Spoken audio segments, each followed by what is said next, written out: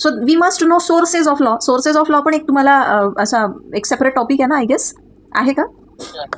हां, so yes. Mug sources of law जर आपण बघितलं की लॉचा नेमका ओरिजिन कुठे, लॉ कुठून आला, कसा आला, that is what source of law. मग हे सोर्सेस जे आहे लॉचे, की लॉ नेमका कुठून कुठून येतो, कोणकोणते स्रोत आहेत लॉचे. मग हे जेव्हा आपण बघतो तर आपल्याला काय काय सापडतं की लॉ कुठून कुठून येतो. बरं, from where does law come. Law जो आहे कुठून कुठून कुठल्या स्वरूपात आहे, कुठून कुठून आलाय law, from where does law come. Yes ma'am, ancient मध्ये श्रुती, स्मृतीज, डायजेस्ट, कॉमेंट्रीज. येस. सो एन्शियंट लॉ जो आहे, एन्शियंट पिरियडमध्ये बेसिकली आपण जर बघितलं तर श्रुतीज होत्या. आता श्रुती म्हणजे काय, जे काही श्रुत आहे. श्रुत आहे म्हणजे काय? येस, श्रवण करता तुम्ही, म्हणजे समथिंग विच इज हर्ड. मग हे कुठून ऐकलं, काय ऐकलं, तर ते असं म्हणायचे, अशी मान्यता होती की गॉड जो आहे ना, स्वतः येऊन, हे जे सेजस होते, हे जे ऋषीमुनी होते, देव स्वतः येऊन त्यांना काही सांगून जायचा. ठीक आहे. आणि देवाने जे जे काही त्यांना सांगितलंय, ते जे जे काही त्यांनी ऐकलेलं आहे ते म्हणजे श्रुती. ठीक आहे. जे काही सेजसला, ऋषीमुनींना सांगितलं आहे देवांनी, स्वतः येऊन त्यांना सांगितलं आहे, तर ते काय आहे, ते आहेत श्रुतीज. आणि Shruti is nothing but a law. मग पुढे ह्या सेजेसने लोकांना जे जे काही सांगितलं आणि जे काही त्यांना आठवत होतं त्या स्मृतीज मध्ये, दोज आर स्मृतीज और स्मृतीज. मराठीमध्ये स्मृती, हिंदीमध्ये स्मृती.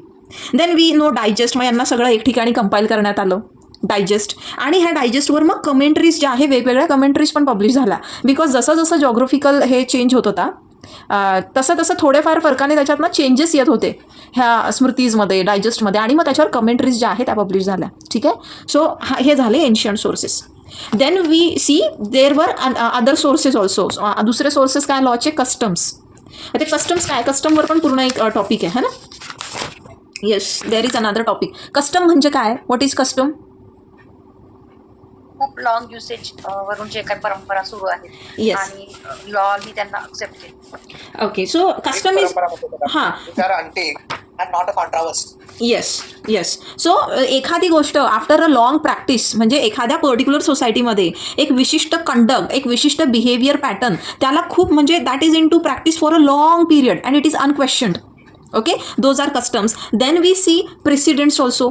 पण प्रेसिडेंट्सच्या आधी एक महत्त्वाचा आपल्याकडे सोर्स आहे, तो म्हणजे आता modern sources. Okay, there are these ancient sources. एन्शियंटमध्ये श्रुती, स्मृतीज, डायजेस्ट, कमेंट्रीज आणि कस्टम्स येतात.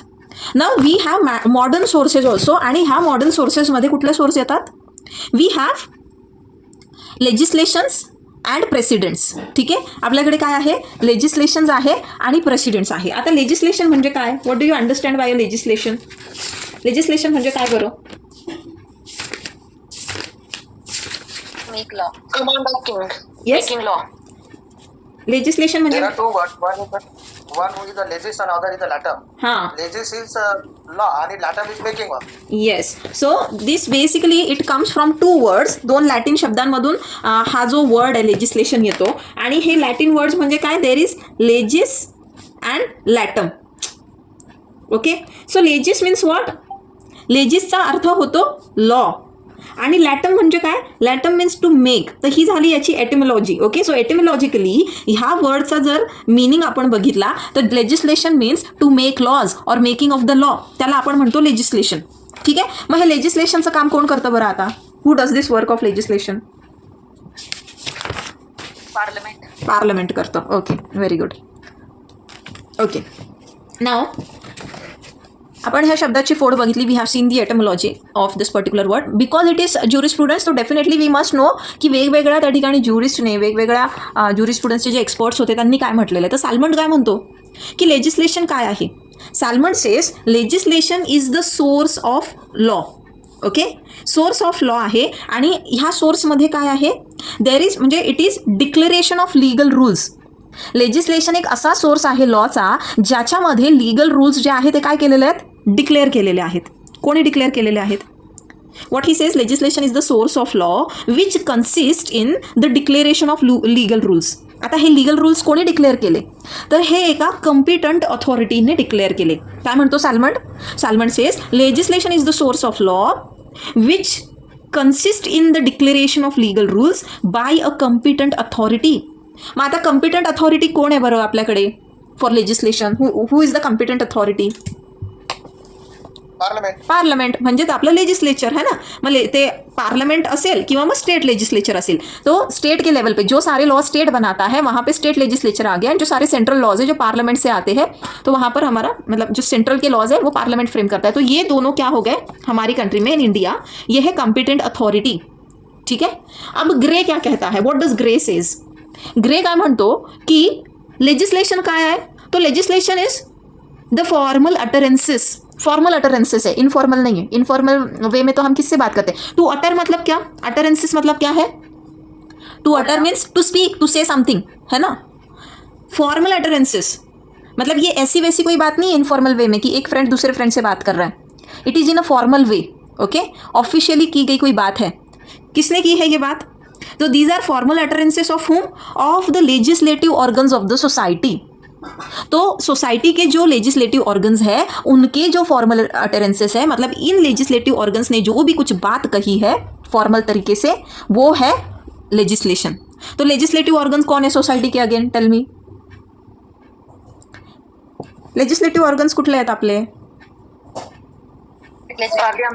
पार्लियामेंट है ना, स्टेट लेजिस्लेचर, पार्लियामेंट, ये हो गए लेजिस्लेटिव ऑर्गन्स. तो घुमा फिरा के सब लोग बात वही कह रहे हैं. Are you getting it. काही वेगळं नाही बोलत आहे, फक्त एवढंच आहे की त्यांची सांगण्याची पद्धत वेगळी आहे. एक सरळ सांगतोय तर एक थोडंसं वाकडं जाऊन सांगतोय. शब्दांची जी निवड आहे ती वेगळी आहे फक्त, अदरवाईज सब लोग सेम ही बता रहे हैं. आता व्ही डी महाजन काय म्हणतात, what does V D Mahajan say. तो व्ही डी महाजन क्या कहते हैं कि द टर्म लेजिस्लेशन, ही जी टर्म है ना legislation, it is sometimes used in a very wider sense. ये कभी कभी ना बहुत वाइडर वे में इसे यूज़ किया जाता है, और इसमें वो सारे मेथड आ जाते हैं लॉ मेकिंग के जो एक्चुअली यहाँ से, मतलब जो लेजिस्लेटिव ऑर्गन्स है, जो कॉम्पिटेंट अथॉरिटी है, बस यहीं से नहीं आ रहे हैं. ऐसे उसमें भी मतलब लॉज आ जाते हैं कि जो बस इन्होंने नहीं बनाए, कहीं और से भी आते हैं. अब कहाँ से आते हैं, व्हाट ही सेज कि फॉर एग्जाम्पल व्हेन अ जज इस्टैब्लिशेज अ न्यू प्रिंसिपल, कोई जज जो है ये कोई न्यू प्रिंसिपल जब एक इस्टैब्लिश करता है, तो मतलब by means of some judicial decision. Okay, एखादा निर्णय, एखाद्या केसचा निकाल देत असताना, कोई भी केस का जो है वहाँ पर एडजुडिकेशन करते समय जब कोई भी जज एक नया प्रिंसिपल वहाँ पर एक डेवलप करता है, इस्टेब्लिश करता है जुडिशियल डिसीजन के थ्रू, तो हम उसे ये नहीं कहेंगे कि वो अपनी जुडिशियल पावर्स यूज़ कर रहा है. तो एक्चुअली वो कौन सी पावर यूज़ कर रहा है, लेजिस्लेटिव पावर. येतं लक्षात, जेव्हा एखादा जज एखाद्या केसचा निकाल देत असताना एखादा नवीन प्रिन्सिपल सेट करतो, ठीक आहे, एक नवीन प्रिन्सिपल समाजामध्ये जे आहे समोर आणतो, आणि तेव्हा मग आपण काय म्हणतो, तो फक्त ज्युडिशियली नाही ॲक्ट करत आहे, त्याने एक लेजिस्लेटिव्ह पॉवरचा त्या ठिकाणी यूज़ केला है, नॉट ऑफ जुडिशियल पावर्स. लेकिन ये जो जुडिशियल डिसीजंस है या फिर ये जो न्यू प्रिंसिपल्स वहाँ पर इवॉल्व किए हैं उन्होंने, यहाँ पर इसे हम ये नहीं कह सकते हैं कि स्ट्रिक्ट सेंस में ये क्या है, एक लेजिस्लेशन है. बिकॉज स्ट्रिक्ट सेंस में ये लेजिस्लेशन नहीं हो सकता है. लेजिस्लेशन का काम किसका है, वहाँ पे प्रॉपर लेजिस्लेटिव बॉडी होती है ना, there is a legislative organ. अभी देखो कोई भी डेमोक्रेसी होती है ना, कुठली पण लोकशाही, त्याच्यामध्ये 3 महत्त्वाचे ऑर्गन्स असतात. कुठल्या पण डेमोक्रेसीमध्ये, कुठले बरं विचार. Yes, so there is legislative organ, there is executive organ and there is judiciary. तो यहाँ पे ये हमारा पार्लियामेंट वगैरह, ये लेजिस्लेटिव ऑर्गन का है आपला पार्लियामेंट आणि स्टेट लेवलवर जे कोणी आहेत ते, ठीक है, स्टेट लेजिस्लेचर.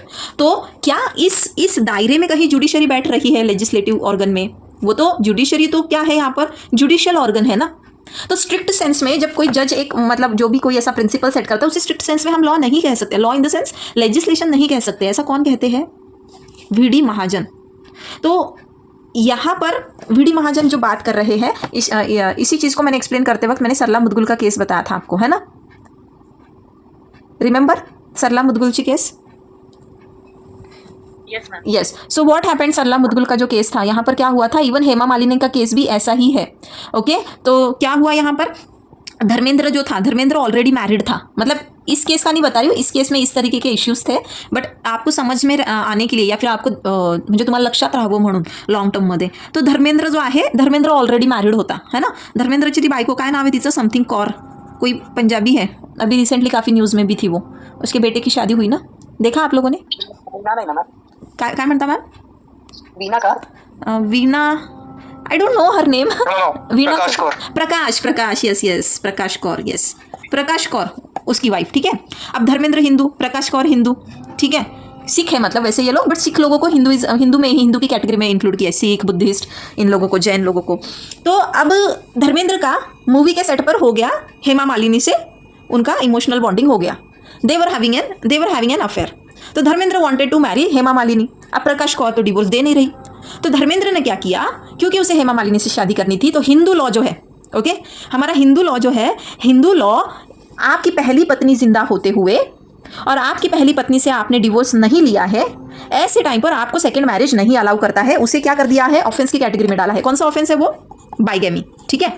अब इनको तो शादी करनी थी, तो इन्होंने क्या किया, इन्होंने देखा अरे इस्लाम में तो इजाजत है, इस्लाम में तो आप 4 बीवी कर सकते हो, ठीक है, 4 शादियां कर सकते हो, you can have multiple wifes. तो धर्मेंद्र ने यहाँ पर इस्लाम कबूल कर लिया, ठीक है। इस्लाम कबूल करके उसने हेमा मालिनी से शादी कर ली। तो ऐसी बहुत सी चीज़ें, मतलब बहुत सारी केसेस थी। एंड देन यहाँ पर रिट पिटिशंस जो है फाइल की गई। ये जो सारी हिंदू महिलाएं ऐसी, द हिंदू लेडीज जिनके साथ ये सब ऐसा इनजस्टिस हो रहा था, दे filed a writ petition.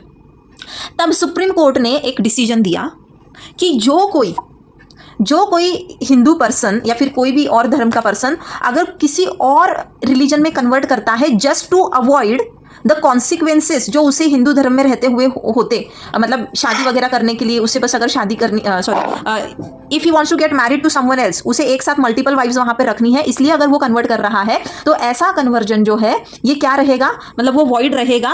And उसे जिस पर्सन ने इस तरीके से किया है उसे फिर भी आप बाइगैमी के तहत जो है वो पनिश कर सकते हो। तो such kind of conversions they were declared to be as void, and the one who was getting converted into another religion just for the sake to avoid the consequences, उसे भी क्या कर दिया, पिनलाइज कर दिया।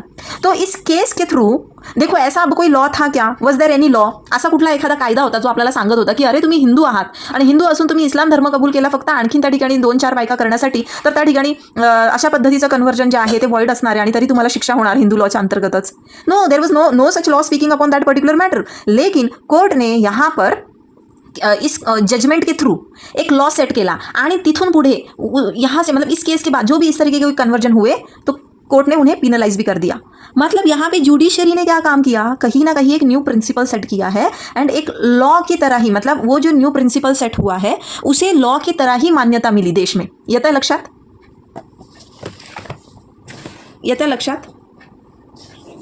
Yes ma'am. Okay, now Austin. अब Austin क्या कहता है, ये हमने देखा वीडी महाजन का, ठीक है, हमने सैलमेंट देखा, ग्रे देखा, हमने वीडी महाजन देखा। अब हम देखते हैं ऑस्टिन, क्योंकि ऑस्टिन हमें पता है, ऑस्टिन तो भाई ये हिस्ट्री को तो मानता ही नहीं है, मतलब उसका पास्ट वगैरह कुछ नहीं, ये जजमेंट लॉ भी नहीं मानता है। तो ऑस्टिन के लिए तो लॉ मतलब क्या है, लॉ मतलब लेजिस्लेशन ही है, क्योंकि ये क्या कहता है कि सोवरिन ने जो बात कही है बस that is only law. Okay, whatever things have come from the sovereign. तो ही सेज कि there is no law without legislative act, ठीक है, कोई भी लॉ जो है बिना लेजिस्लेटिव एक्ट के नहीं हो सकता। He stresses more upon this particular institution, मतलब लेजिस्लेचर जो है, जो लेजिस्लेटिव एक्ट है उसे ये मानता है। अब लेजिस्लेशन के ना टाइप्स है, there are types of legislation. कौन सा टाइप्स है, एक है सुप्रीम, एक है सबऑर्डिनेट। आता सुप्रीम याच्या नावातच येतं की हा सगळ्यांचा बाप है, वरचढ है। ओके, सुप्रीम मतलब क्या, बस इसके ऊपर कोई नहीं, जस्ट लाइक अपना सुप्रीम कोर्ट के ऊपर कोई कोर्ट नहीं, उसी तरह सुप्रीम लेजिस्लेशन के ऊपर कोई लेजिस्लेशन नहीं। अब ये सुप्रीम लेजिस्लेशन जो है आता कहाँ से है, so this supreme legislation it proceeds from, कोणाकडे त्या पंडित सरांचा कॉल आहे का, परत ते कॉल करतायत आता, कोणाकडे आहे का नंबर? मला, मी ज्युरिस्प्रुडन्सच्या ग्रुपमध्ये केली आहे ना लिंक शेअर, हां ठीक आहे, आणि ते त्याच्यात ॲड आहे। Anyways it's not my responsibility now. चलो, सो सोवरिन पॉवर जे आहे, अरे यार काय बोलत होती मी, हाँ, सो सुप्रीम लेजिस्लेशन जो है ये कहाँ से प्रोसीड होता है, it proceeds from a sovereign power in the state, ठीक है। ये जो है ये सोवरिन पावर मतलब कि लॉज बनाने के लिए that is the sovereign authority, उससे ऊपर कोई नहीं है। तो जैसे कि पार्लियामेंट है, तो पार्लियामेंट से ऊपर क्या कोई है लॉ बनाने वाला? आप आता जरी पंतप्रधान हा फार महत्त्वाचा व्यक्ती असला तरी पंतप्रधान उठून एखादा लॉ बनवू शकतो का, एखाद्या लॉला रिपील करू शकतो का, एखाद्या लॉला व्हॉइड डिक्लेअर करू शकतो का स्वतःच विदाउट एनी पार्लमेंटरी प्रोसिजर? नहीं करू शकत है ना। सो हे जो सुप्रीम लेजिस्लेशन है, these kind of supreme legislation which proceed from the supreme power, they cannot be repealed, they cannot be annulled और they cannot be controlled by any other legislative authority. मतलब दूसरी जो legislative authority है, कोई भी दुसरी authority जो law बना रहे हैं, जसं की म्युन्सिपल लॉज पण आपण बघतो ना की त्यांना पण फॉर एक्झाम्पल आपली म्युन्सिपॅलिटी, त्यांना पण काही रूल मेकिंग अथॉरिटी आहे, किंवा जे आपल्या ॲडमिनिस्ट्रेटिव्ह रोलमध्ये जे लोक काम करतात ॲडमिनिस्ट्रेटिव्ह नेचरचं, की फॉर एक्झाम्पल जे आयुक्त असतात त्यांना सुद्धा काही रूल मेकिंग पॉवर असते है ना. दॅट इज ऑल्सो त्याला पण लॉ सारखंच एन्फोर्समेंट असतं. पण एखादा आयुक्त उठून एखाद्या लॉला रिपील करू शकतो का, जरी त्याच्याकडे पण पॉवर आहे काही रूल मेकिंगची. जसं आपण कोविडमध्ये बघितलं होतं, we had seen during Covid period, की त्या जिल्ह्याचे जे कोणी आयुक्त वगैरे होते ते त्या जिल्ह्यासाठी काही नियम वगैरे बनवत होते. They were framing rules and we had to abide them just like a law. बरोबर, त्या नियमांचं आपण उल्लंघन केलं की आपल्याला दंड होत होता की नाही. हो, पण मग हे जे नियम आयुक्तांकडून येत होते, ठीक आहे, हे सोवरीन अथॉरिटीकडनं आलेले होते का, नाही. आणि त्या नियमांमध्ये बदल करण्याची जी पॉवर आहे त्यांच्याकडे तर होतीच, म्हणजे जे कुठले आयुक्त होते, पण त्यासोबत सोवरीन अथॉरिटी, म्हणजे जेव्हा सोवरीन अथॉरिटीने लॉकडाऊन पूर्ण हटवण्याचे आदेश दिले किंवा जे काही असतील, तर तेव्हा यांना हे ते फॉलो करणंच होते, राईट. आणि त्यावेळेला जे ॲडमिनिस्ट्रेटिव्ह नेचरमध्ये जे कोणी काम करत होते, ॲडमिनिस्ट्रेटिव्ह नेचरमध्ये जे रूल मेकिंग पॉवर त्यांना होती, त्या पॉवरचा यूज करून ते सेंट्रलने पास केलेले ॲक्ट रिपील करू शकत होते का, अजिबातच नाही. तर तेच म्हटलेलं इथे की such laws which are proceeding from the sovereign power, from the sovereign authority, they can not be repealed, annulled और controlled by any other legislative authority. आता एनी अदर लेजिस्लेटिव्ह अथॉरिटी कळली ना तुम्हाला की कोण, ठीक है. सो यहाँ पे मतलब बेसिकली इसका कोई राइवल नहीं है लॉ मेकिंग में. ये मतलब ये सबसे ऊपर है, दिस इज द बादशाह, इसके आगे कोई नहीं. तो ऑस्टिन यही कहता है, अकॉर्डिंग टू ऑस्टिन काय म्हणतो, ऑस्टिन म्हणतो की याच्यावरती काही एक लिमिटेशन नाही आहे. ही जी लॉ मेकिंग पॉवर आहे ना, there is no limitation imposed upon the law making. तुम्हाला वाटतं का की काहीच लिमिटेशन नाही आहे, जे लेजिस्लेटिव्ह ऑर्गन असतात त्यांच्यावरती लॉ मेकिंगसाठी काहीच लिमिटेशन नाही असं तुम्हाला वाटतं. Do you think so? Article 368 अन्वये थोडा बदल करू शकतो. आर्टिकल 368 अन्वय, article 368 it speaks about amendment. It speaks about amendment, ठीक है, okay. But what I want to know is, Austin म्हणतो की ही जी म्हणजे ही जी सोवरीन पावर है ना, ये जो सोवरीन पावर है जो लॉ बनाने का काम करती है, इसको ना कोई इसके ऊपर लिमिटेशन नहीं है, इनके ऊपर कोई लिमिटेशन इम्पोज ही नहीं कर सकते हम. किस चीज़ में? In the field of law making. See there is something called constitution also ना. तुम्हाला येत आहे का लक्षात? ऑस्टिन काय म्हणतो, अमर्याद पॉवर आहे, यांच्यावरती कोणी काही लिमिटेशन घालू शकत नाही, हे पाहिजे ते हवे तसे लॉ जे आहे ते बनवू शकतात. पण लॉज फ्रेम करत असताना आपलं जे पार्लियामेंट है, हमारा जो पार्लियामेंट है या जो भी हमारा लेजिस्लेटिव बॉडी है, चाहे वो स्टेट का हो या सेंटर का हो, क्या वो ऐसा कोई भी लॉ पास कर सकते हैं जो हमारे कॉन्स्टिट्यूशन को वायलेट करता है? बिल्कुल नहीं. सो यहाँ पर ऑस्टिन जो है कहीं ना कहीं उसने इस एस्पेक्ट को इग्नोर किया है, ओके, बिकॉज वो तो कॉन्स्टिट्यूशनल लॉ को मानता ही नहीं था ना, हमने देखा ऑलरेडी थियोरी में, okay. So next is subordinate. अब इसका नाम ही है सबॉर्डिनेट. देखो हमारे जो सबॉर्डिनेट्स होते हैं, if in any field you are working, और अगर हमारा कोई सबॉर्डिनेट है, मतलब definitely he is answerable to us, वो हमसे जो है कहीं ना कहीं हायरार्की में नीचे आ जाते हैं. तो अब सबॉर्डिनेट लेजिस्लेशन जो है वो क्या होते? तो सबॉर्डिनेट लेजिस्लेशन मतलब ऐसे लेजिस्लेशन यानी ऐसे लॉज, लेजिस्लेशन म्हणजे काय, लॉ आहे बरं का, मतलब ऐसे लॉज जो कहाँ से आते हैं, which proceed from any authority other than sovereign authority. क्या कहा है? एनी अथॉरिटी, लेकिन जो सोवरीन अथॉरिटी नहीं है, अदर दॅन द सोवरीन, म्हणजे जे लॉज पार्लमेंटमधून नाही आले किंवा जे आपल्या स्टेटच्या लेजिस्लेचरमधून नाही आलेले आहेत, दोज आर सबॉर्डिनेट लेजिस्लेशन. मग आता सबॉर्डिनेट लेजिस्लेशन जे आहे याच्यामध्ये there are types, certain kinds. किती प्रकार आहे ह्याच्यामध्ये? How many kinds of subordinate legislations are there? Yes, there are 5 types. So सगळ्यात पहिलं आहे कॉलोनियल लेजिस्लेशन. ना what is a colonial legislation? So colonial याच्यातनं तुम्हाला लक्षात येतो की एखादा कंट्री दुसऱ्या कुठल्या देशाची कॉलनी आहे, म्हणजे जे हे इम्पेरियलिस्ट जे स्टेट होते ना त्याची कॉलनी आहे एखादी. सी इंडिया वॉज अ कॉलनी, म्हणजे काय की त्या देशावरती दुसऱ्या कुठल्या देशाचा रूल आहे, means that country is not independent. अब जो कंट्री इंडिपेंडेंट नहीं होती है, उस कंट्री में जो भी अगर वो कंट्री अपने लॉज बनाती है, तो वो लॉज जो है फाइनली उसे अप्रूव या डिसअप्रूव कौन करेगा? वो कंट्री जिसके कंट्रोल में ये कंट्री है. अब इसे अगर हम एक एग्जाम्पल से समझते हैं, सी ड्यूरिंग दिस ब्रिटिश एरा, जो ब्रिटिश रूल था इंडिया में, उस टाइम पे इंडिया क्या था? इंडिया वॉज अ कॉलनी, बरोबर. इंडिया, भारत जो आहे, India was a colony of home? Of the Britishers. आपण एक वसाहत होतो त्यांच्यासाठी. आता त्या पिरियडमध्ये if you remember the government of India act 1919, if you remember the government of India act 1935 and all. So under this acts आपल्याला काही ना लिमिटेड पॉवर होती. We had framed certain kind of laws and all. मग आता इंडियामध्ये त्यावेळेला जे पण लॉज बनत होते, those laws, those legislations, they were subordinate to the legislation of this British people, म्हणजे क्राऊन. आता काय होतं की त्यावेळेला ब्लर झाली. Yes ma'am. मेरे को क्लियर है बट बाकी सगळ्यांना पण ब्लर आहे का? क्लियर आहे मॅम. क्लियर आहे. क्लियर आहे. क्लियर एकदम. ओके मैम, एकदा थोड़ा नेटवर्क चेक करूँ घ्या तुमचा. ओके, तो अब हम जो है, हमारे पास जो है पूरा पावर नहीं दिया था उन्होंने लॉ मेकिंग का, ठीक है, पूरा पावर नहीं दिया था लॉ मेकिंग का. तो हमने अगर वहाँ पे कुछ रूल्स बनाए, कुछ लॉज भी बनाए, तो फाइनल अथॉरिटी किसका था? ब्रिटिश गवर्नमेंट का. तो वो तय करेंगे कि इसमें से कौन से प्रोविजंस अप्लाई होंगे, कौन से रिजेक्ट किए जाएंगे. मतलब हमने जो भी लॉज, हमारे इंडियंस ने अगर वहाँ पर कोई भी लॉज अगर फ्रेम किए हो, कोई भी रूल्स अगर फ्रेम किए हो, तो अल्टीमेट उस पर जो ये था सुपीरियर, मतलब उस पर जो लेजिस्लेशन था वो कौन था? ब्रिटिश, यानी क्राउन. Crown was superior. म्हणजे आपण जे पण लेजिस्लेशन बनवत होतो ते कसे होते? Whatever laws were made by us, by India, they were actually subordinate to this British parliament. तुम्ही हे see you might have seen the establishment of supreme court, तुम्ही रेगुलेटिंग एक्ट वगैरह हे सगळं बघितलं असेल तर उसमें बहुत क्लियरली बताया है कि जो भी लॉज इंडिया में रहेंगे, ये ब्रिटिश लोग, मतलब वो जो भी कंपनी सर्वेंट्स मतलब यहाँ पे इंडिया में लॉज बनाएंगे, though they shall be consistent with the laws in England. इंग्लंडमध्ये असलेल्या लॉज सोबत ते सुसंगत असले पाहिजे, त्याला विसंगत नाही. मतलब अल्टीमेट लेजिस्लेशन किसका चलता था? ब्रिटिश लोगों का, और उसके अंडर था ये हमारा. Now next is executive.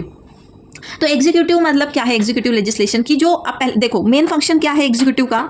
Administrative duties जो है उन्हें परफॉर्म करना, ठीक है. लेकिन एग्जीक्यूटिव ड्यूटी मतलब एग्जीक्यूटिव नेचर में काम करते हुए वहाँ पे कुछ ज़रूरत होती है कि वो कुछ उनको जो है ना कुछ लॉ मेकिंग की भी पावर दी जाए, मतलब कुछ रूल्स बनाने की भी पावर दी जाए. फॉर एग्जांपल जैसे मैंने अभी आपको कोविड का ही एग्जांपल दिया था, तो कोविड में हमने देखा था कि हमारे जो एडमिनिस्ट्रेटिव नेचर में, मतलब एडमिनिस्ट्रेटिव जो डिपार्टमेंट है हमारा, जो एग्जीक्यूटिव नेचर में काम करने वाले जो ऑफिशियल्स हैं, उनके हाथ में कुछ पावर उन्हें देना ही होता है for the sound administration of that particular locality. तो उन्हें हम कहते हैं, तो ऐसे रूल्स जो ये लोग जो एग्जीक्यूटिव्स होते हैं ना, ये लोग फ्रेम करते हैं, तो इन्हें कहा जाता है एग्जीक्यूटिव लेजिस्लेशन. अब जैसे देखो कि हमारे देश के प्रधानमंत्री कौन है? Executive head. He is the executive head. Yes, very good. Head of the executive head. Executive head is president है ना? ओके. नाही, माझंच चुकलं, मी प्रधानमंत्री म्हटलंय, मला राष्ट्रपती म्हणायचं होतं. येस. सो प्रेसिडेंट जो है he is head of the executive, he is the executive head, है ना. अब ये जो है when the parliament is not in session, when both the houses they are not in session, अब ऐसे टाइम पर जब कोई एक पर्टिकुलर टॉपिक पे वहाँ पर कुछ लॉ बनाना होता है, तो ये क्या करते हैं? What they do? काय करतात? लास्ट सेमिस्टर में पढ़ा है हमने. Very good. ये क्या करेगा? ऑर्डिनेंस पास करेगा, ठीक है. ऑर्डिनेंस पास नहीं, ऑर्डिनेंस प्रोमोलगेट करेगा. अब इस ऑर्डिनेंस का टाइम पीरियड होता है 6 महीने, मतलब 6 महीने जो है वो इट विल बी देयर. तो 6 मंथ्स का इसका जो है टाइम पीरियड होता है. It will be active, it will be applied for 6 months at one time. तो ह्या ऑर्डिनन्सला लॉचंच नेचर प्राप्त होतं, म्हणजे एखाद्या कायद्याप्रमाणेच हा ऑर्डिनन्स जो आहे तो फॉलो करायचा असतो. ओके. सो यहाँ पर ये एग्जीक्यूटिव नेचर में इसने कोई ऑर्डिनेंस पास किया है, प्रमोलगेट किया है, तो ये बन जाता है एग्जीक्यूटिव लेजिस्लेशन, ठीक है. क्योंकि कोई अर्जेंट बेसिस पे हमें लॉ बनाना होता है, तो प्रेसिडेंट को यहाँ पे ये काम करना ही है. वो थोड़ी ना वेट करेगा जब पार्लियामेंट सेशन में आएगा, 2-2, 3-3 साल जो है उस पर डिबेट होगा, चर्चा होगा, तब जाके लॉ बनेगा. No. Now there are judicial legislations. Now what is a judicial legislation? Very easy to get from the name itself की जुडिशियल लेजिस्लेशन म्हणजे काय? की कोर्ट जे आहे, कोर्ट, हां, जज वगैरह ऑर्डर्स देतात ते. जज ऑर्डर्स देतात. ओके. नाउ क्या है ना, हमारा जो जुडिशरी है ना, जुडिशरी के पास ना कुछ राइट्स है. मतलब जुडिशियल फंक्शंस के अलावा आपने बहुत बार पढ़ा होगा कि हाई कोर्ट जो है, सुप्रीम कोर्ट जो है, इनके पास क्या है? पावर है किस चीज़ की पावर है कि अपना कोर्ट का जो प्रोसीजर है वो तय करने का, रूल्स बनाने का, कंटेम्प्ट प्रोसीडिंग्स के लिए जो प्रोसीजर है वो ले डाउन करने का, इनके पास अपने खुद के रूल्स बनाने की पावर है। ओके तो इसे कहते हैं हम जुडिशियल लेजिस्लेशन की जुडिशरी जो है खुद अपने जैसे कोर्ट के लिए उन्होंने कुछ रूल्स बनाए वगैरह, तो they are in force like laws only, तो ये इसे हम कहते हैं जुडिशियल लेजिस्लेशन। तो जैसे supreme court and high court है ना, दोनों के पास क्या पावर्स है, अपनी प्रोसीजर्स एंड एडमिनिस्ट्रेशन जो है इसके लिए जो है वो रूल्स फ्रेम कर सकते हैं, they have that rules framing powers, that authority. Now next is this thing municipal legislation. ठीक है, अब म्युनिसिपल लेजिस्लेशन को लोकल लेजिस्लेशन भी कहा जाता है। तो व्हाट इज म्युनिसिपल लेजिस्लेशन या फिर लोकल लेजिस्लेशन? तो अब जो लोकल बॉडीज होती है, तो लोकल बॉडीज के पास क्या है, पावर्स दी गई होती है कि आप अपने बाईलॉज बनाओ, आप जो है मतलब अपने जो भी उनका लोकल जुरिस्डिक्शन है उसके लिए आप बाईलॉज वगैरह बना सकते हो, you can frame rules and all. तर जसं की म्युनिसिपल कॉर्पोरेशन झाली, म्युनिसिपल बोर्ड्स आहे, झेडपी आहे, जिल्हा परिषद, त्यानंतर पंचायत वगैरे आहे, त्यांना ही पावर्स आहे की ते त्यांचे रूल्स त्या ठिकाणी बाईलॉज जे आहे ते फ्रेम करू शकतात। ओके, जैसे कि अभी टाउन प्लॅनिंग, मैंने आपको उस टाइम पे भी ये एग्जाम्पल दिया था, टाउन प्लॅनिंग के समजा, तर मग एखादं ते कन्स्ट्रक्शन करायचं असेल तर तिथे FSI किती असावं, काय असावं, तो these people they have that authority कि वो रेगुलेट कर सकते हैं इस चीज़ को, रूल्स फ्रेम कर सकते हैं कि कहाँ पे कितना जगह आपने छोड़ना है, कहाँ पे कितने फ्लोर्स को जो है परमिशन देना है नहीं देना है, तो they can set their rules. तो इसे हम कहते हैं municipal legislation. Then autonomous legislation, तो जो ऑटोनॉमस बॉडीज होती है ना, इनको भी अपने रूल्स बनाने के, अपने लॉज बनाने का पूरा जो है पावर होता है। फॉर एग्जाम्पल जैसे यूनिवर्सिटीज़ है, जैसे कि हमारा रेलवेज है, इन लोगों को ये क्या है, ऑटोनॉमस बॉडीज इन्हें कहा जाता है। और ये लोग जो है, ऐसा नहीं कि अमर्यादा पावर्स है, ऑब्वियसली उन्होंने बनाए हुए जो भी रूल्स होते हैं वो they should be consistent with the constitution, constitution के ऊपर कुछ भी नहीं हो सकता। ये नहीं कल की तुम्हाला आठवतं का, आता रिसेंट गोष्ट आहे, मला वाटतं 1-1.5 वर्ष म्हणजे झाला असेल, पुणे युनिव्हर्सिटीने कुठला तरी एक पुणे यूनिवर्सिटी जो है ना, गोल्ड मेडलिस्ट वगैरह मतलब मेडल्स दिए जाते हैं ना बच्चों को, यू नो इट ना, देयर इज दिस सिस्टम की जहाँ पर medalist are been declared announced, yes हाँ। तो यहाँ पर कोई आई डोंट, एंड ये स्पॉन्सर भी किया ये जो होता है ना, ये सब स्पॉन्सर किया जाता है। So there was a rule, जो भी जिसने भी वो स्पॉन्सर किया था, आई डोंट रिमेंबर, कोई संस्थान और समथिंग लाइक दैट, तो उन्होंने कहा था कि उसी को जो है चुना जाएगा for that particular kind of medal और scholarship, I don't remember well, कि जो नॉन वेज नहीं खाता होगा, जो जिसे योगा आता होगा, जो सुबह 4 बजे ही उठता होगा, जो पूरी तरीके से शाकाहारी होगा एंड ऑल, जिसे सूर्य नमस्कार वगैरह आता होगा, and such kind of conditions they were imposed. Okay, तब जाके जो है उसे जो है मेडल दिया जाएगा, या जो स्कॉलरशिप था, scholarship I guess some kind of दिया जाएगा। तो यहाँ पर इसके अगेंस्ट जो है ना, यहाँ आवाज़ उठाई गई, बिकॉज देखो किसको क्या खाना है, कितने बजे उठना है, कौन सा रूटीन फॉलो करना है, ये कहाँ पे आता है, फंडामेंटल राइट में, आपका राइट टू लाइफ में, यस, फंडामेंटल राइट्स 21, आर्टिकल 21 में ये सारी चीज़ें आ जाती हैं। तो इस तरीके से आप जब बोल देते हो कि नहीं शाकाहारी ही होना चाहिए, सुबह 4 बजे ही उठना चाहिए, सूर्य नमस्कार आना चाहिए, योगा आना चाहिए, हाँ साथ में कुछ श्लोक वगैरह जो था उसका भी आपको मतलब पठन जो है करते आना चाहिए, ऐसी कुछ कंडीशंस थी, कुछ आर्बिट्ररी फैंसीफुल कंडीशंस थी actually, just to satisfy a particular you know sect of the society. तो इस तरीके के रूल्स जो है ये नहीं इम्पोज कर सकते। ये ऑटोनॉमस लेजिस्लेशंस जो होते हैं, ये भी जो हमारा कॉन्स्टिट्यूशन है इससे कंसिस्टेंट होना चाहिए। Okay, now comes very important part and that is delegated legislation. अब डेलीगेट करना मतलब क्या होता है? टू डेलीगेट मतलब किसी और को दे देना कोई चीज़, ट्रांसफर करना। मतलब डेलीगेटेड लेजिस्लेशन मतलब आपके पास पावर है लॉ फ्रेम करने की, लेकिन आपने वो हैंड ओवर कर दी किसी और को। अब ऐसा क्यों होता है? लॉ बनाने की पावर किसकी है originally? Who has this power? Parliament, yes.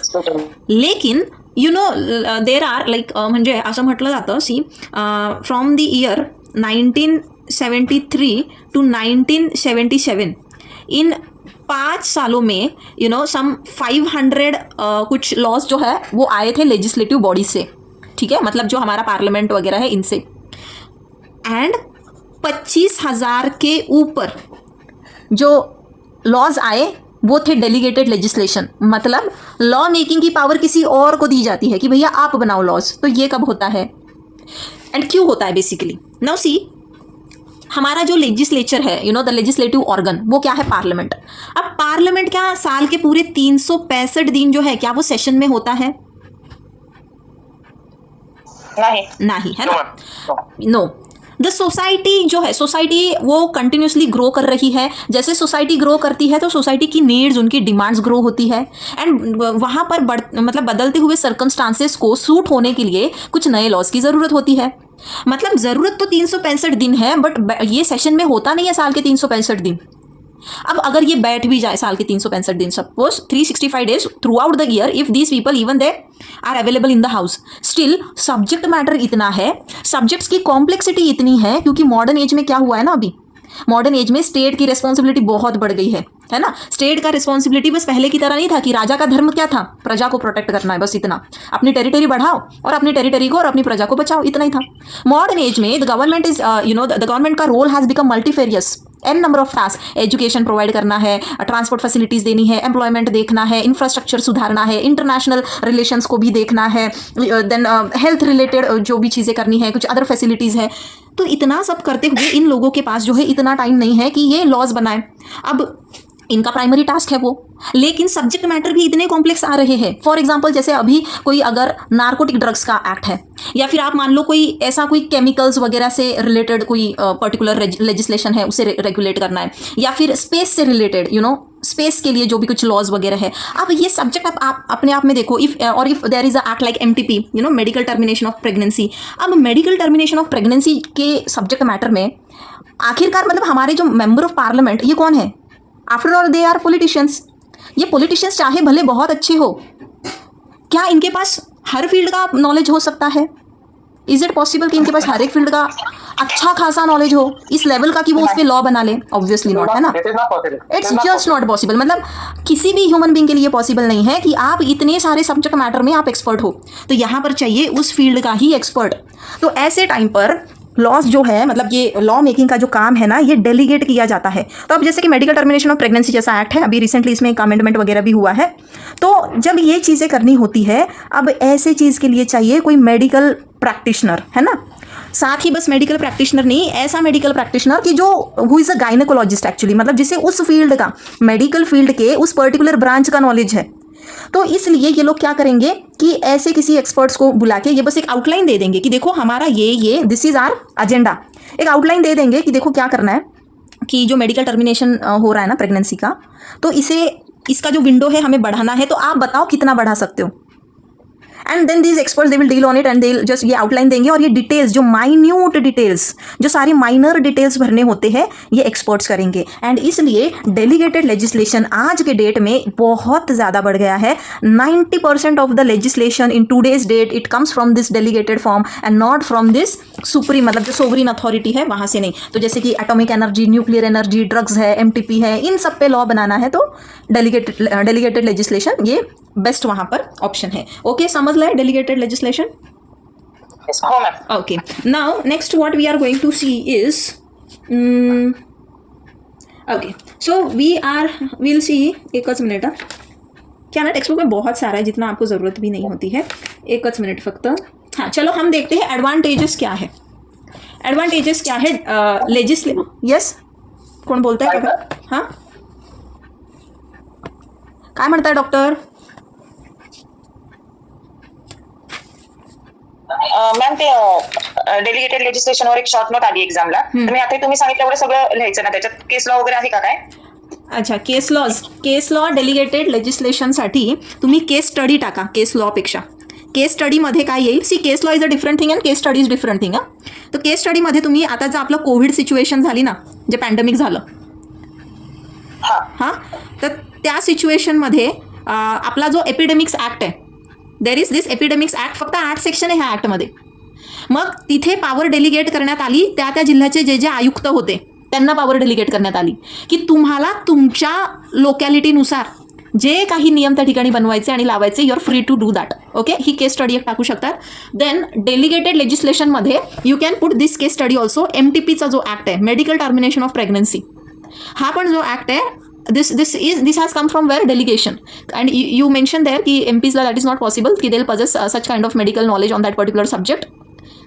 इथे ना ॲक्च्युली एक केस झाली होती. केस अशी होती की एक महिला होती. Okay, there was a woman I just explain this की याच्यामध्ये अमेंडमेंट का झाली. So there was this woman and she was abducted, she was kidnapped. ही मॅरिड वुमन होती बरं का, ही विवाहित महिला होती आणि तिला काय केलं, किडनॅप केलं.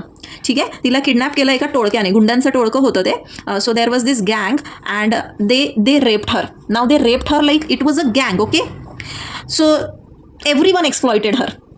Now she was pregnant. ठीक है, and police made no efforts, police showed no interest in finding this woman. police was very काय म्हणावं ह्या केसमध्ये, very pathetic case this is. तो ही pregnant, this woman became pregnant and these people were so brutal. ती pregnant असताना पण तिचा ते रेप करत राहिले. अँड हिचा जो नवरा होता, त्या बिचारीचा नवरा तिच्यावर खूप प्रेम करायचा. And this fellow he kept on searching her. तो तिला शोधत राहायचा आणि शेवटी त्याने म्हणजे डोळ्यासमोरून उचललेलं ह्या गँगने नेलेलं. ह्या गँगची फार दहशत होती. तो इसका जो हस्बैंड है वो गया, उसने ढूंढा एंड जैसे जैसे उसको बचाया, वहाँ से भगाया. ठीक है, अब ये थी प्रेग्नेंट. तो प्रेग्नन्सीचा मला वाटतं डॉक्टर याच्यावर व्यवस्थित सांगू शकतील. काय होतं डॉक्टर, 24 आठवडे होतं ना काहीतरी पूर्वी. 24 वीक्स, 20 वीक्सच होतं खरं तर. 20 वीक्स, मोर दॅन 20. प्रेग्नन्सीचं प्रायव्हेट आहे. ओके. तो अब हां, yes, okay okay okay, yes doctor, yes. या केसमध्ये मात्र मग ते त्यांना परमिशन दिले 24 हां, weeks. Yes coming, yes, thank you. तो 20 वीक्स पण आता काय झालं, ही महिला होती प्रेग्नेंट. ठीक है, अब इसका हस्बैंड भी बेचारा बहुत अच्छा था एंड शी सेड कि see I want to terminate this pregnancy. अब हुआ ये कि इसको वो प्रेगनेंसी टर्मिनेट करनी थी, लेकिन ये 20 वीक से ज़्यादा का हो गया था ये बच्चा. अब हमारा लॉ जो है वो कह रहा था कि 20 वीक्स के ऊपर अगर आपका जो वो ये है फिटस है तो आप उसे अबॉर्ट नहीं कर सकते हो. अबॉर्शन तिला करू देत नव्हते. मग ती कोर्टाच्या चक्रा मारत होती आणि ह्या कोर्टाच्या चक्रा मारता मारता शेवटी ती त्या स्टेजला पोहोचली. मला वाटतं काहीतरी 8व्या महिन्यापर्यंत पोहोचली की तेव्हा तर म्हणजे कोर्टाने जर निर्णय जरी दिला असता, कोर्ट तिथे म्हटलं सुद्धा की she reach the court, she reach the apex court I guess in this particular matter. आणि कोर्टाकडनं तिथं येस, कोर्ट अपेक्स कोर्टामध्ये गेलं मॅटर आणि कोर्ट म्हटलं की आता आम्ही तुला जर परमिशन दिली जरी तर आता म्हणजे 8व्या महिन्यात ती बाई पोहोचली आहे, it is just not possible. And त्यावेळेला मग एक ज्युडिशरी लेमेंटेड अपॉन दिस केस. पण ज्युडिशरीने काय म्हटलं, कारण ती काय बोलली, मला का अबॉर्ट करायचं आहे, मी सारखं म्हणजे हे बघते ना तर मला ते सगळं आठवतं आहे, तिच्या नवऱ्याला पण, तिला पण, आणि तिची 2-3 मुलं पण होती ऑलरेडी. सो शी सेड की this is such a trauma for me, this is such a trauma, I don't want to go through this. And judiciary को भी, सुप्रीम कोर्ट ने भी ये बात अच्छे से एड्रेस की. तो कोर्ट ने क्या कहा, देखो अभी टाइम तो निकल गया है, लेकिन हाँ हम आपको एक इजाज़त दे. तो वो बोली कि ठीक है, मेरे को कम से कम इतना आप ये करो कि मैं ये बच्चे को नहीं पालना चाहती. उसने ये भी कहा कि मुझे बहुत अच्छे से पता है कि इसमें इस बच्चे का कोई दोष नहीं है, लेकिन जब जब मैं उस बच्चे को देखूंगी ना तो मेरे साथ जो भी कुछ हुआ मुझे वो याद आएगा. एंड जुडिशरी ने फिर उसको इजाज़त दे दी कि ओके हम आपको ये परमिशन देते हैं कि जैसे ही बच्चा पैदा होता है, उसने कहा मुझे उस बच्चे की शक्ल भी नहीं देखनी, जैसे ही बच्चा पैदा होता है उस बच्चे को किसी ऑर्फनेज में जो है वो ले जाया जाएगा. एंड इस केस के बाद फिर ये जो MTP है इसमें हुआ अमेंडमेंट. अब अमेंडमेंट करना था तो देखो फिर से इसमें चाहिए था किसका ओपिनियन, किसका नॉलेज चाहिए कि obviously gynaecologist, obviously this medical practitioners, इसमें सबका चाहिए. जो मेडिसिन वाला बंदा है, जो सर्जरी वाला है, जो गायनेक है, जो पीडियाट्रिशियन है, everything this medical practitioners those were required there. And इनको जो है फिर इनके हेल्प से ये जो अमेंडमेंट वगैरह जैसी चीज़ें है ये होती है, इनका वहाँ पर हेल्प लिया जाता है. Okay Lokhande ma'am. हो समजलं मला. ओके, ते ऑफेनेज म्हणजे काय मॅम? अनाथालय. अनाथालय. हां, आणि तुम्हाला जर डेलिगेटेड लेजिस्लेशनवर आणखीन लिहायचंच असेल तर मी तुम्हाला एक आता ठीक है, अभी मैम ने ये टॉपिक निकाला इसलिए एक ये शॉर्टकट याद रख लो, PT फी CM को. ठीक है, ये क्या है, reasons for growth of delegated legislation. PT fee CM को. खरं तर आता हे नाही आहे या पुस्तकामध्ये, पण मॅम म्हटलं की हे शॉर्ट नोटमध्ये आलं म्हणून मी तुम्हाला सांगते. हा 3rd इयरचा भाग आहे खरं तर. पण तुम्हाला जर आली तर P म्हणजे काय, पार्लमेंटरी टाईम. पार्लमेंटरी टाईमवर काय आहे त्या ठिकाणी रेस्ट्रिक्शन है, रेस्ट्रिक्शन अपॉन पार्लियामेंट्री टाइम, क्योंकि 365 दिन तो ये सेशन में नहीं है. T is what technicality. तो ऐसे सब्जेक्ट मैटर्स है कुछ कि वहाँ पर टेक्निकल नॉलेज का होना ज़रूरी है, जैसे साइबर लॉज है तो यहाँ पे टेक्निकलिटी है. F इज़ फ्लेक्सिबिलिटी, मतलब हम डेलीगेटेड लेजिस्लेशन जो होते हैं ये बड़े फ्लेक्सिबल होते हैं, क्योंकि यहाँ पर जो है टाइम का कोई लिमिटेशन नहीं होता है. पार्लियामेंट की तरह नहीं है कि हिवाळी अधिवेशन, पावसाळी अधिवेशन लिमिटेड टाइमसाठी. Then E is what, E is emergency, मतलब इमरजेंसी में आपको कोई सब्जेक्ट मैटर पे लॉ बनाना है तो delegated legislation is the best option. आप वेट नहीं करेंगे पार्लियामेंट कब सेशन में आएगा, है ना. देन दूसरा ई इज़ एक्सपेरिमेंट. आप एक्सपेरिमेंट कर सकते हो. एक्सपेरिमेंट करने के लिए पूरा आपके पास मौका होता है डेलीगेटेड लेजिस्लेशन में. वो आप यहाँ पे नहीं कर सकते हो जो पार्लियामेंट से लॉज बनते हैं, क्योंकि उसको बनने में ही इतना टाइम लगता है यार, 3-4 साल चले जाते हैं. फिर उसमें आप एक्सपेरिमेंट कैसे ही करोगे. फॉर एग्जाम्पल जैसे मोटर व्हीकल के जो रूल्स वगैरह होते हैं, है ना. तो वहाँ पे जैसे हमारे यहाँ पे नाशिकमध्ये तुम्हाला आठवत असेल काही मला वाटतं वर्ष दीड वर्ष झालं असेल, ते आपले कोण पोलीस कमिशनर होते ते काय म्हटले की जे हेल्मेट नहीं घालणार ना त्यांना उन लोगों को 2 घंटे क्या है पुलिस स्टेशन में ले जाके काउन्सिलिंग होगा. नाशिककर चिडले, ते म्हणे हे काय दंड ह्या तुम्हाला घ्यायचा तर 2 तास कशाला आमचे वाया घालवतात काउन्सिलिंगमध्ये, आणि आमचे 2 तास काउन्सिलिंग करायचे तर मग नगरसेवकांना पण पकड़ा, त्यांनी रस्तेच नहीं बनवले चांगले. तो इसको सपोर्ट नहीं किया. तो क्या है, ये एक तरीके का एक्सपेरिमेंट था. क्या लोग इस चीज़ को सपोर्ट करेंगे या नहीं करेंगे? तो नहीं किया तो झट से उस चीज़ को क्या कर दिया, बंद कर दिया. वो चीज़ जो पार्लियामेंट से लॉ बन के आता है यहाँ पर नहीं होता है. तो डेलीगेटेड लेजिस्लेशन में क्या होता है, फ्लेक्सिबिलिटी होती है कि जैसे कोविड के टाइम पे देखा रूल्स जो है आए दिन चेंज हो रहे थे, वो चेंज करने का, वो फ्लेक्सिबल रखने का उतना जो था एक ऑप्शन था. CM is what, complexity of certain subject, कि मतलब कुछ सब्जेक्ट मैटर इतने कॉम्प्लेक्स है कि ये लोग जो है मतलब मंत्री लोग हमारे ये पॉलिटिशियंस इसे वो उन्हें नहीं हैंडल कर सकते. को इज़ व्हाट, कॉन्फिडेंशियलिटी, कुछ मॅटर्स ना सिक्रेट रखणे पडते. अँड पार्लमेंट के सेशन जो है म्हणजे तुम्ही जर ते कुठलं चॅनल आहे ते संसद, डीडी संसद, डीडी राज्यसभा, हाँ, अगर वो आप देखते हो तो आप देखेंगे कि पार्लियामेंट का जो भी मतलब सेशन चलते हैं वो कंटिन्यूसली स्ट्रीम होता रहता है. अब ऐसे कोई सब्जेक्ट मैटर पे लॉ लाना है कि जो पब्लिक में आने से पहले ही पब्लिक को ना समझे, जैसे कि टैक्स रिलेटेड कोई लॉ है, क्योंकि पहले ही समझ गया तो पब्लिक उस हिसाब से अपनी चीज़ों को अरेंज करके रख देगी. तो कॉन्फिडेंशियलिटी भी डेलीगेटेड लेजिस्लेशन में जो है हमें ज़्यादा मिलती है, मतलब ये बेनिफिट है. ओके, तो ये सारी चीज़ें आप लिख सकते हो. चलो, सो लेजिस्लेशन, ओके, तो लेजिस्लेशन का डेलीगेटेड लेजिस्लेशन पे यह हमने कर लिया. Now we will see what are the advantages. ठीक है, एडवांटेजेस क्या है इसके, तो इसके लिए I have to take another page ना.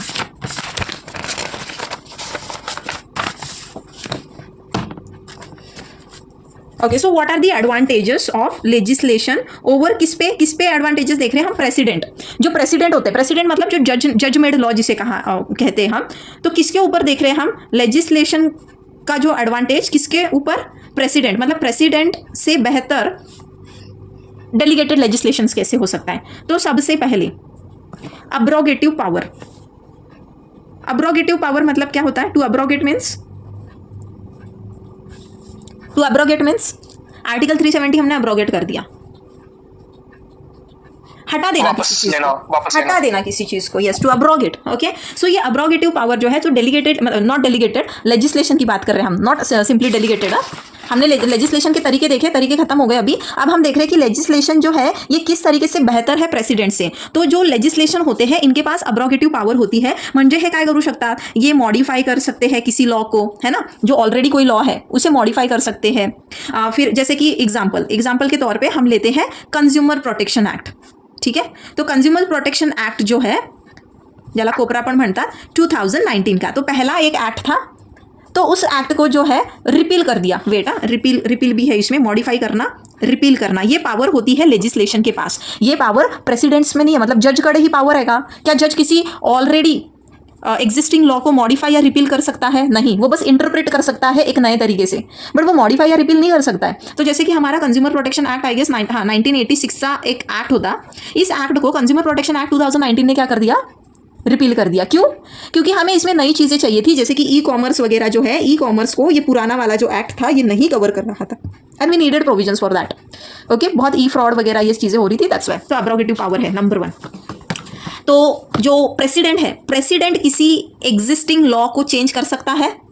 कैन इट चेंज और मॉडिफाई और रिपील एनी एग्जिस्टिंग लॉ? नहीं कर सकता. ओके, नाउ नेक्स्ट एडवांटेजेस क्या, division of labour. Now what is division of labour? Division of labour मतलब क्या होता है? What is division of labour guys? कामाचे जे आहे वर्गीकरण त्याला आम्ही करतो डेलिगेशन होतो, delegation of the work. Okay, so here is division of works. मतलब यहाँ पर लेजिस्लेशन जो है, ठीक है, जो लेजिस्लेशन होता है, लेजिस्लेशन को किसने बनाया होता है, लेजिस्लेटिव ऑर्गनने. ठीक आहे, कोणी बनवलेला असता, लेजिस्लेटिव ऑर्गनने. याला लेजिस्लेशन जो बनाता है लेजिस्लेटिव ऑर्गन, इसे फोर्स में कौन लाता है, एनफोर्स कौन करता है, एग्जीक्यूटिव ऑर्गन. ठीक है, अब इस एक्ट को फोर्स में लाया, लॉ बनाया, लॉ को फोर्स में लाया, लॉ फोर्स में आने के बाद उसको इंटरप्रेट किसने किया, ज्युडिशरी. इसको, यस, वेरी Judiciary. गुड, इसको इंटरप्रेट किया जुडिशियरी ने। ओके अब जब डिवीजन ऑफ लेबर होता है ना, हर कोई बंदा अपना अपना काम ढंग से करेगा। प्रेसिडेंट में क्या हो रहा है, प्रेसिडेंट में देयर इज नो डिवीजन। देखो खुद ही वो जज ये सारी चीज़ें कर रहा है, वो खुद ही एक न्यू प्रिंसिपल सेट कर रहा है, खुद ही उस चीज़ को जो है इंटरप्रेट कर रहा है, खुद ही उसको फोर्स में भी ला रहा है। Getting it? Everything is what mixed up together here. Are you getting it? Are you getting it? Yes ma'am. Yes. So यहाँ पर जो एफिशिएंसी है due to the division of function, यहाँ पर एफिशिएंसी जो है लॉ की वो बहुत ज़्यादा है। एफिशिएंसी कैसी है? ज़्यादा है यहाँ पर। और यहाँ पर एफिशिएंसी कैसी है? कैसी है? लेस। क्यों? देखो अब मान लो जज ने कोई प्रेसिडेंट, मतलब जज ने कोई एक प्रिंसिपल सेट कर दिया। सपोज फॉर एग्जाम्पल हम ट्रिपल तलाक देखते हैं, ठीक है। जब ट्रिपल तलाक का केस हुआ 2017 में, जब सुप्रीम कोर्ट ने अपना वर्डिक्ट दिया कि ये जो ट्रिपल तलाक का प्रैक्टिस है ना भाई, ये अनकॉन्स्टिट्यूशनल है, आज से बैन है। 2019 में क्या हुआ? 2019 में हमारे पार्लियामेंट ने उस पर क्या किया? एक लॉ लाया। अब मान लो जस्ट एक सपोजिशन हो कि अगर 2017 में सुप्रीम कोर्ट ने कहा कि ट्रिपल तलाक जो है ये अनकॉन्स्टिट्यूशनल है, ये बैन है, कोई भी इस तरीके का प्रैक्टिस करेगा तो उसे पनिशमेंट होगा, मतलब it is not basically acceptable. अब मान लो 2019 में जब पार्लियामेंट ने लॉ लाया तो पार्लियामेंट ये कहता कि जो मुस्लिम लोगों का जो भी पर्सनल लॉ है उसमें जुडिशरी बिल्कुल दखल नहीं देगी, और ट्रिपल तलाक जो है ये अनकॉन्स्टिट्यूशनल नहीं है, ये पर्सनल लॉ का एक उनका पार्ट है, वो अपनी मर्जी अपने तरीके से जो है वो उसे फॉलो करे। It is not an offence. तो तब क्या होता? तब क्या प्रेसिडेंट की कोई वैल्यू रह जाती? नो मतलब क्या, प्रेसिडेंट जो है ये इसका एफिशिएंसी कैसा हुआ? लेस हुआ। इसका इफेक्ट जो है पार्लियामेंट ना के बराबर कर सकता है, मतलब जो लेजिस्लेशन है, तो लेजिस्लेशन इस पे भारी हो गया। Now known before application. अब इसका दूसरा एडवांटेज और एक क्या है? This is known before application. Legislation की बात चल रही है, okay. Legislations are known before application. अब नोन बिफोर एप्लीकेशन मतलब कोई भी एक्ट जब आता है तो ये पहले पब्लिक को जो है बताया जाता है, ऑफिशियल गजेट मध्ये नोटिफाय केलं जातं की नाही? There is a notification. कोई भी नया लॉ आता है, कोई रूल आता है ना, जो भी हमारा सेंटर है या फिर स्टेट गवर्नमेंट है उनकी तरफ से, तो पब्लिक को इसकी जानकारी वो लॉ जो है अप्लाई होने से पहले ही दी जाती है, कि मतलब जनता को पता रहे कि किस तरीके का लॉ है, ये क्या होने वाला है। लेकिन जो प्रेसिडेंट होता है, क्या प्रेसिडेंट में हमें पहले से ही पता होता है जज ऐसा कोई नया प्रिंसिपल सेट करेगा? नहीं। तो ये कब पता चलता है? Only when it is applied, है ना। Only when it is applied, जब इसे अप्लाई किया जाता है, मतलब जब कोई जजमेंट जो है वो दिया जाता है इस तरीके से कि जहाँ पे एक नया प्रिंसिपल वहाँ पर इस्टेब्लिश हो रहा है, तभी। नाउ यहाँ और एक एडवांटेज क्या है? It can forecast the contingencies. Contingencies means what? What do you understand by contingencies? त्याला गंगाजळी म्हणतात ऍक्च्युली, पण हे माहित नाही काय याच्यात काय असतं. काय म्हणता? गंगाजळी म्हणतात त्या कॉन्फिडन्स पॉईंटला गंगाजळी म्हणतात, याचा अर्थ म्हणतात. गंगाजळी, ओके. नाही मी पहिल्यांदा ऐकला मॅम हा शब्द, मला नाही माहित. मे बी ते असं कॉन्टिजन्सी म्हणतो ना, आमच्याकडे कॉन्टिजन्सी फंड म्हणतात, म्हणजे थोड्या स्वरूपातला खर्च, असा त्याचा अर्थ. कॉन्टिजन्सी मीन्स सम चेंजेस और with minor changes. Okay, so contingencies मतलब यहाँ पे लॉ में कि ऐसी कोई सिचुएशन जो आपको नहीं पता, मतलब अभी नहीं आई है बट फ्यूचर में हो सकती है, ऑन हैपनिंग, यस, आपत्ति विपत्ति या आपदा विपदा का कोई भी हो सकती कॉन्टिजेंसी, मतलब happening of a certain event, okay. तो अभी ये लेजिस्लेशन क्या करता है? लेजिस्लेशन जो है, legislation it can forecast contingencies और उस हिसाब से रूल्स बना सकते हैं। फॉर एग्जाम्पल जैसे कि कोई भी एक्ट ले लो, अभी उसमें बहुत सारी चीज़ें दी होती है ना, अगर कोई ऐसा करता है, वैसा करता है, ये करता है, मतलब उन्हें पता होता है कि लोग क्या क्या कर सकते हैं। जैसे कि for example, just an example, unexpected changes when required to make. Yes. That is called contingency. Yes. Okay. So for example tax related कोई लॉ है, तो गवर्नमेंट को पता है ये लोग क्या करेंगे, ये अपने वाइफ के नाम पे बताएंगे, ये लोग गोल्ड ले लेंगे, ये लोग कहीं और इन्वेस्ट कर देंगे, ये शायद किसी चैरिटी को ना फंड के इसमें दिखा के एंड फिर से उनसे रिटर्न ले ले।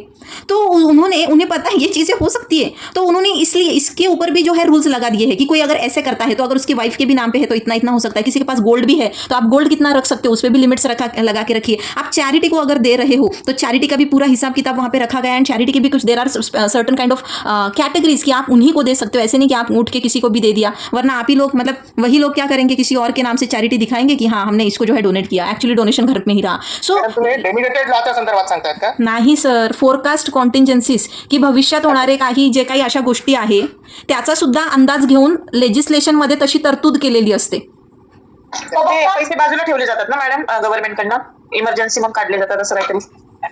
सब मिक्स कर रहे हो सर. कशाला कॉन्टिंजेंसी फंड सांगितला तुम्ही? हे बघा असं होतं. मग देखो छोड़ दो, ये पॉइंट नहीं समझ में आ रहा ना, अगर छोड़ दो सिंपली. टू फोरकास्ट कॉन्टिंजेंसी मतलब ये होता है कि भविष्य में कुछ चीज़ आने वाली है जो अभी हुई नहीं है, फ्यूचर में कोई सर्टन हैपनिंग और not happening of a certain event, उस वजह से कोई चेंजेस अगर करने पड़े तो वो लॉ पहले ही उसका अनुमान लगा सकता है, लेकिन प्रेसिडेंट नहीं लगा सकता है. ये पॉइंट नहीं समझ में आ रहा, सिंपली लीव इट. छोड़ भी देते हो तो कोई इतना ये नहीं है, वैसे भी लेजिस्लेशन पे बहुत ज़्यादा मटेरियल है अपने पास लिखने के लिए.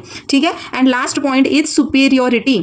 तो सुपीरियोरिटी ये एक्सप्लेन करने की कोई ज़रूरत नहीं, आई गेस मुझे आपको समझ में आया होगा कि जो लेजिस्लेशन है, लेजिस्लेशन ये प्रेसिडेंट से ज़्यादा सुपीरियर है ना, क्योंकि ये कैसा होता है, this is certain, this is complete, this is systematic. कुठलं पण लेजिस्लेशन बघा कोडिफाईड वेमध्ये असतं की नाही, सेक्शन नंतर सेक्शन सगळ्या गोष्टी डिफाईन केलेल्या असतात.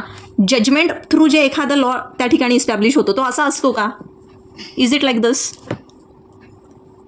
तो यहाँ पे क्या है, क्लैरिटी है, ये एक्सेसिबल है to everyone. Are you getting it guys? हाँ मैम. तो प्रेसिडेंट के साथ ऐसा नहीं है. तो कहा क्या जाता है कि legislation is the coin in the market. ये क्या है, कोई केस आएगा फिर उसमें से जज जो है कोई इंटरप्रिटेशन देगा, फिर मतलब उसमें से इंटरप्रिटेशन करके हम निकालेंगे एक लॉ उसमें से. ठीक है. तो कहा क्या जाता है कि जो लेजिस्लेशन है ना, लेजिस्लेशन क्या है, it is the coin in the market. क्या है ये? कॉइन इन द मार्केट मतलब ये सिक्का है जो मार्केट में चल रहा है. एंड प्रेसिडेंट जो है, जो प्रेसिडेंट है ये क्या है, it is the gold in the mine. समजलं का? म्हणजे आपल्याला खूप शोधून काढावा लागतो त्या खाणीतनं. It is there, it is hidden there, but इसको बहुत ढूंढना पड़ता है. And this is what, this is coin in the market. ये सबको पता है. कोणाचा स्टेटमेंट मॅडम आहे ते कोणीतरी आहे ना ज्युरिस्ट? तो आता स्टेटमेंट नाही माहीत सर मला कोणाचा आहे, सॉरी सर, पण मला नाही माहीत स्टेटमेंट कोणाचं आहे, पण असं म्हटलं जातं, मला एवढंच माहिती आहे. ठीक है. Is it clear guys? Yes ma'am. Okay. तो देखो अभी लेजिस्लेशन का इंपॉर्टन्स देखते हुए देन हम क्या कह सकते हैं, या फिर इसका प्लेस अगर देखें तो ह्याची जागा काय बरं आजच्या डेटमध्ये, place of legislation among other sources of law. म्हणजे इतर सोर्सेस ऑफ लॉ बघितले आणि लेजिस्लेशन बघितलं. If you look at legislation and if you look at the other sources of law, तो आपको क्या एक चीज़ यहाँ पे सामने आती है? Yes, supreme. It is supreme. Yes, very good. और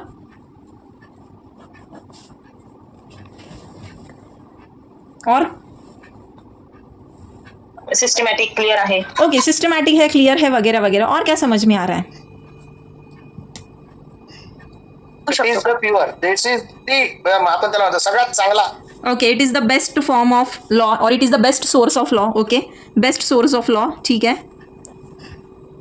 आज के डेट में हम जितने भी लॉज देखते हैं, मैक्सिमम लॉज कैसे दिख रहे हैं हमें?